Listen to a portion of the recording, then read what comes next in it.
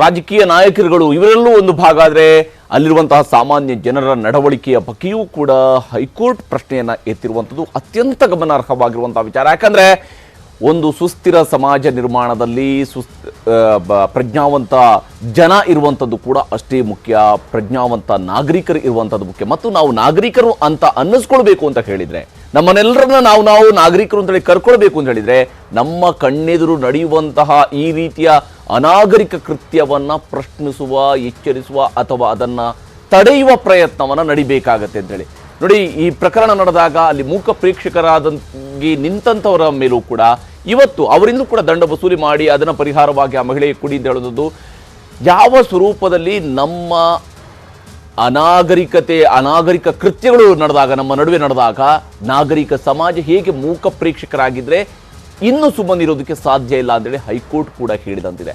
ಆ ಕೆಲಸವನ್ನ ಹೈಕೋರ್ಟ್ ಮಾಡಿದೆ, ಒಂದು ಚಾಲನೆಯನ್ನ ಕೊಟ್ಟಿದೆ, ಸರ್ಕಾರಕ್ಕೂ ಒಂದಿಷ್ಟು ಚಾಟಿ ಬೀಸಿದೆ, ಪ್ರತಿಪಕ್ಷವು ಇದನ್ನ ರಾಷ್ಟ್ರ ಮಟ್ಟದ ವಿಚಾರವಾಗಿಯೂ ಕೂಡ ಕೈಗೆತ್ತಿಕೊಂಡಿರುವಂಥದ್ದು ನಮ್ಮ ಕಣ್ಣ ಮುಂದೆ ಇರುವಂಥದ್ದು. ಇದರ ಬಗ್ಗೆ ಚರ್ಚೆ ನಡೆಸೋಣ.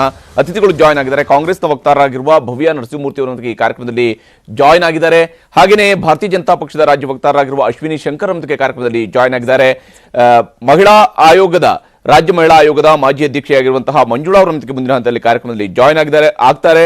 ಹಾಗೆಯೇ ದಿ ಟೈಮ್ಸ್ ಆಫ್ ಇಂಡಿಯಾ ಪತ್ರಿಕೆಯ ಹಿರಿಯ ಸಹಾಯಕ ಸಂಪಾದಕರಾಗಿರುವ BV ಶಿವಶಂಕರ್ ಅವರು ಕೂಡ ನಮ್ಮೊಂದಿಗೆ ಈ ಕಾರ್ಯಕ್ರಮದಲ್ಲಿ ಜಾಯ್ನ್ ಆಗ್ತಾರೆ. ನಾನು ಚರ್ಚೆಯನ್ನು ಆರಂಭಿಸ್ತೀನಿ ಅಶ್ವಿನಿ ಶಂಕರ್ ಅವರ ಮೂಲಕವಾಗಿ. ಅಶ್ವಿನಿ ಅವರ, ಈ ರಾಜ್ಯ ಬಿಜೆಪಿ ಅವರಿಗೆ ಈ ಘಟನೆ ನಡೆದ ನಂತರ ಏನ್ ಮಾಡಬೇಕು ಅಂತ ಅರ್ಥನೇ ಆಗ್ಲಿಲ್ವಾ ಅಂತ, ಕೇಂದ್ರ ನಾಯಕರು ಹೇಳಿದ ನಂತರ ನೀವು ಶುರು ಮಾಡದಂಗೆ ಕಾಣ್ತಾ ಇದೆ?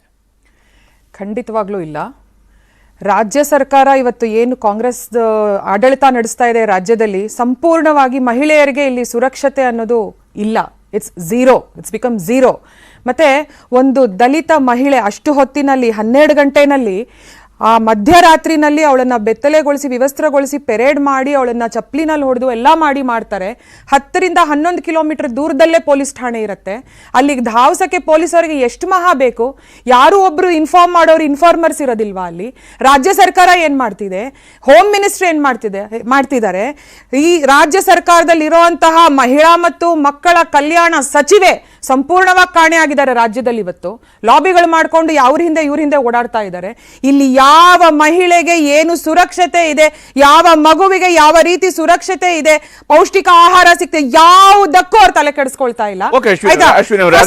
ರಾಜ್ಯ ಸರ್ಕಾರದ ಕರ್ತವ್ಯ ಆಗುತ್ತೆ. ಓಕೆ ಭವ್ಯ ಅವರೇ, ಎಷ್ಟು ಮಟ್ಟಿಗೆ? ಯಾಕಂದ್ರೆ ಈ ವಿಚಾರವನ್ನ, ಈ ಕೇಸನ್ನ ಏನೋ ಜನ ಬಂದ್ರಂತೆ, ಹುಡುಗಿ ಓಡ್ ಹೋದ್ಲಂತೆ, ಹುಡುಗನ ತಾಯಿನ ಹಿಡಿದು ಹೊಡೆದ್ರಂತೆ, ಇದೇನೋ ಆಗ್ಬಾರ್ದು ಆಗೋಗಿದೆ, ಘಟನೆ ನಡೆದು ಹೋಗಿದೆ ಅನ್ನೋ ರೀತಿಯಲ್ಲಿ ಬಹಳ ಕ್ಯಾಶುವಲ್ ಆಗಿ ಸರ್ಕಾರವು ಕೂಡ ತೆಗೆದುಕೊಂಡಿತ್ತು ಮೊದಲ ದಿವಸ ಅಂತೇಳಿ.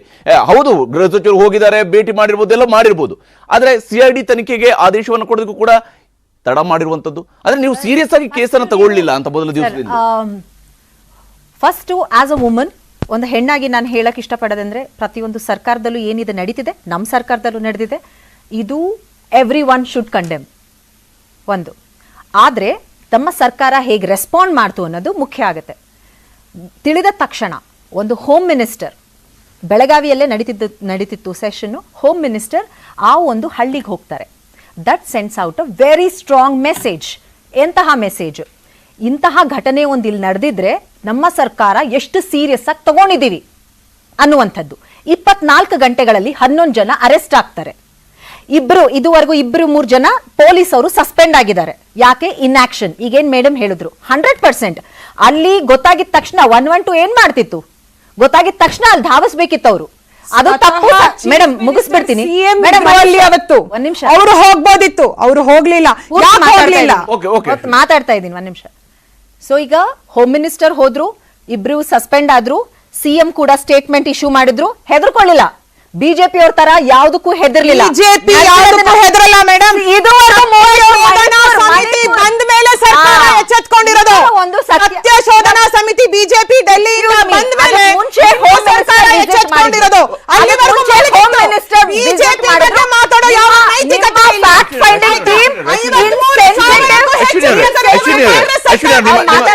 ಅಶ್ವಿನಿ ಅವರೇ ನಿಮ್ಮ ಹತ್ರನೂ ಕೂಡ ಪ್ರಶ್ನೆ ಕೇಳ್ತೀನಿ, ನಿಮ್ಮ ಹತ್ರ ಕೂಡ ಉತ್ತರವನ್ನು ಪಡ್ಕೊಳ್ತೀನಿ. ಅವ್ರ ಹತ್ರ ಮಾಡಿದ್ರು 2 ತಿಂಗಳು ಏನ್ ಮಾಡ್ತಿದ್ರು? 24 ಗಂಟೆಲ್ಲ ಅರೆಸ್ಟ್ ಮಾಡಿದೀವಿ ನಾವು. ನಾಚಿಕೆ ಆಗ್ಬೇಕು, ಒಂದ್ ನೈತಿಕತೆ ಬೇಕು ಇದ್ರ ಬಗ್ಗೆ ಮಾತಾಡಬೇಕು. ನಮ್ಮ ಸರ್ಕಾರ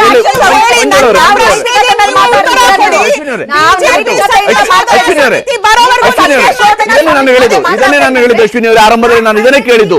ರಾಜ್ಯ ಬಿಜೆಪಿ ಯಾವ ಕಾರಣಕ್ಕಾಗಿ ಮೌನವಾಗಿತ್ತು? ಒಂದು ನಿಮಿಷ ಭವ್ಯ ಅವರೇ,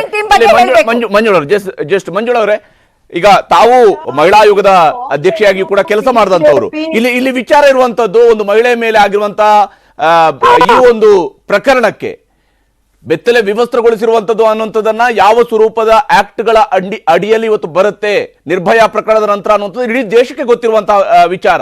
ಹಾಗಿದ್ದರೂ ಈ ವಿಷಯವನ್ನ ಬಹಳ ಕ್ಯಾಶುವಲ್ ಆಗಿ ತೆಗೆದುಕೊಂಡಿರುವಂತದ್ದು ಯಾವ ಕಾರಣಕ್ಕಾಗಿ? ಬಹಳ ಕ್ಯಾಶುವಲ್ ಅಪ್ರೋಚ್ ಇದು ಆಡಳಿತ ಪಕ್ಷ ಆಸ್ ವೆಲ್ ಆಸ್ ಪ್ರತಿಪಕ್ಷದಿಂದಲೂ ಕೂಡ ಬಹಳ ಕ್ಯಾಶುವಲ್ ಆಗಿದೆ ಈ ವಿಚಾರವನ್ನ. ಯಾಕೆ ಮಹಿಳೆಯರ ವಿಚಾರದಲ್ಲಿ ಅಂದ್ರೆ ನಾವು ಮಹಿಳೆಯರ ವಿಚಾರದಲ್ಲಿ ಹೊಂದಿರುವಂತಹ ಸುರಕ್ಷತೆಯ ವಿಚಾರಗಳು?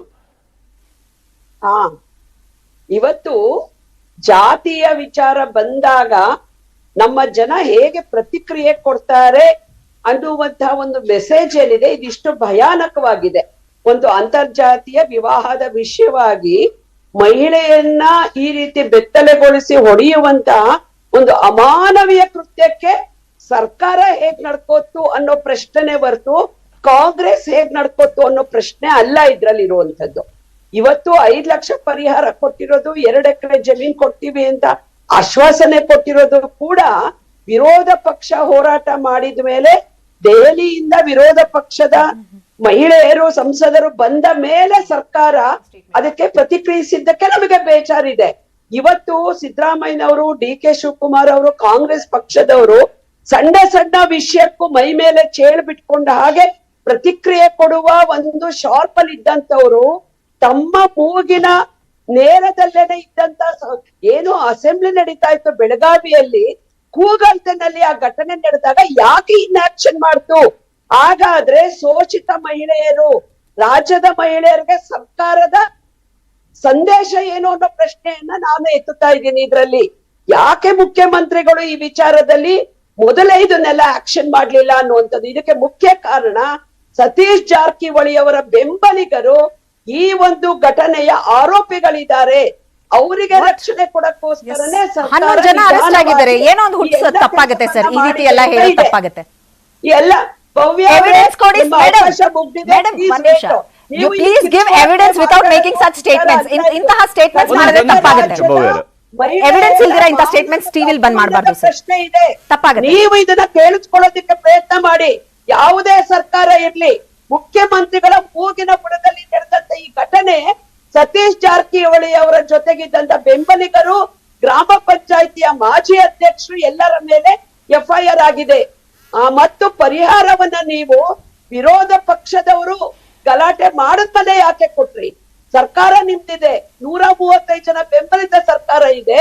ಇವತ್ತು ಬೆಳಗಾವಿ ಅಂತ ಗ್ರಾಮೀಣ ಪ್ರದೇಶದಲ್ಲಿ ಇದು ನಡೆದಾಗ ಯಾಕೆ ಆಕ್ಷನ್ ಆಗಿಲ್ಲ ಹೇಳಿ?